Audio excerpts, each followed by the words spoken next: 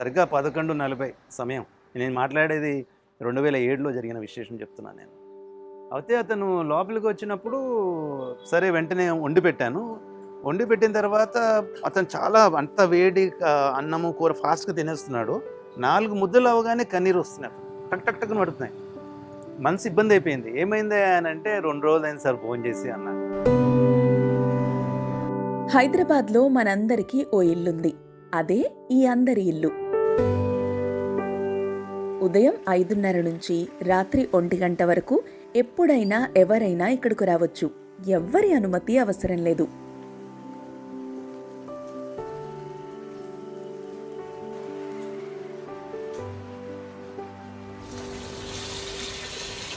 ఇక్కడికి వచ్చేవారి కోసం బియ్యం, వంట సామాగ్రి అన్నీ అందుబాటులో ఉంటాయి. ఇవన్నీ ఉచితమే. వీటితో ఎవరైనా వచ్చి వండుకొని తిని వెళ్ళొచ్చు.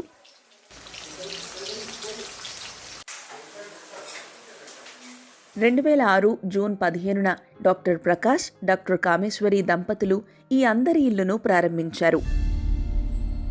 ఆకలి కడుపులకు నేనున్నాను అనే అభయం ఇచ్చింది ఈ అందరి ఇల్లు. మా ఇంట్లో గ్యాస్ అయిపోయి ఉండొచ్చు, మా ఇంట్లో రైస్ బ్యాగ్ ఉండొచ్చు. ఇప్పుడు కూడా వెళ్ళేప్పుడు రైస్ కొని వెళ్ళాలి, ఇంట్లో రైస్ లేదు. కానీ ఇప్పుడు ఇక్కడ రైస్ బ్యాగ్ ఎప్పుడు ఉంటుందండి.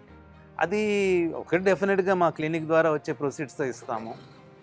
అయితే మనసుకు ఆ రోజున ఎవరో ఇక్కడ ఈదలుచుకునే వాళ్ళు అయినా ఒక రైస్ బ్యాగ్ పెట్టిపోతారు. కానీ ఒక్కటి అందమైన విషయం ఏంటంటే ఇంతవరకు మేము ఎవరిని ఇలా ఓపెన్ హౌస్ రన్ చేస్తున్నాం, మాకు వచ్చి సహాయం చేయందని ఎవరిని అడగదు.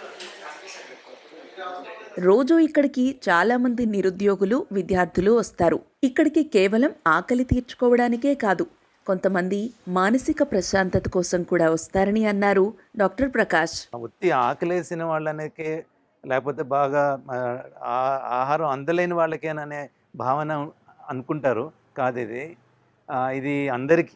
అంటే ఇది అంటే మనసు ఇబ్బంది ఉన్న వాళ్ళల్లా ఇక్కడికి వచ్చి భోజనం చేసిన వాళ్ళు ఉన్నారు. అంటే వాళ్ళకి ఇంట్లో ఆహారం లేక కాదు, అక్కడ ఇంటికి వెళ్తే అదే ఆలోచన, అదే గొడవలు. కాబట్టి ఆ కొద్దిసేపు అయినా మనసుకి ఇక్కడ ఎవరు నన్ను ఏం అడగరు, ఒక గంట సేపు అయినా ఉండి కూర్చుని వెళ్ళొచ్చు అనే భావన. ఒక ఆవిడ చెవు అంతా బ్లీడ్ అవుతూ వచ్చింది ఇక్కడ. అయితే ఇక్కడ వస్తే ఇక్కడే దీని గంట కిందనే పడుకుంది తను. ఫోన్ చేశారు, ఎట్లా వచ్చారు సార్ అంటే డిస్టర్బ్ చేయొద్దని చెప్పాము. ఆమె వచ్చింది, పొద్దున్నే లోపలికి వెళ్ళి స్నానం చేసింది, బట్టలు మార్చుకుంది, భోజనం చేసింది. వెళ్ళేప్పుడు ఒకటే మాట చెప్పింది, ఇంట్లో బాగా గొడవలు జరిగాయి, నాకున్న కమ్మాయిలు లాగేశాడు డబ్బు గురించి, చనిపోదాం అనుకున్నాను, కానీ ఓపెన్ హౌస్ ఉంది కదా అనుకున్నాను, వచ్చి ఉన్నాను, వెళ్ళిపోయాను అంటే లేకపోతే చనిపోదాం అనుకున్నాను అంది. ఆ సమయానికి ఆమె ప్రాణం రక్షించింది. అది అలాగా. ఇది అంటే ఒక్కొక్క ఎగ్జాంపుల్ చెప్పుకుంటూ పోతే కనుక ఇది అదే చెప్పాను కదా, ఇది ఎప్పుడు ఏ విధంగా వాడబడుతుందని మాకు తెలియదు. ఇక్కడ భోజన సామాగ్రితో పాటు మినీ లైబ్రరీని కూడా ఏర్పాటు చేశారు.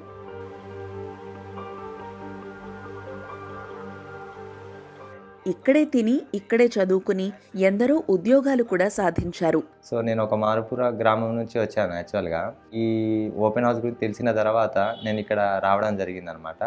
సో ఇక్కడ నుంచే నేను నాకు సంబంధించిన క్లాసులు కానివ్వండి, నాకు సంబంధించిన కోర్సులు కానీ చదువుకుంటూ నేను ఎగ్జామ్కి ప్రిపేర్ అవుతున్నాను. సో ఇక్కడ నేను రాకముందు గతంలో ఇక్కడ కొంతమంది కూడా చదువుకొని ఒక మంచి మంచి స్థాయిలో ఉన్నారు. కొందరు పిహెచ్డి చేశారు, కొందరు సాఫ్ట్వేర్ ఇంజనీరింగ్లో అదర్ కంట్రీస్ దాకా పోయారనమాట. సో ఈ విధంగా ఇక్కడ చాలా యూస్ఫుల్గా ఉంటుంది మనకి. ఇక్కడే తిని చదువుకున్న కొంతమంది ఈ అందరి ఇల్లు ప్రేరణతో తమ వంతు సహాయ కార్యక్రమాలు చేస్తున్నారని చెప్పారు. నేను బ్రతకుండగా కొన్ని కార్యక్రమాలు జరగాలనుకునే దాంట్లో ఇలాంటి concept it will stay for life. నేను ఉన్నా లేకపోతే ఇది నడుస్తూనే ఉంటుందండి.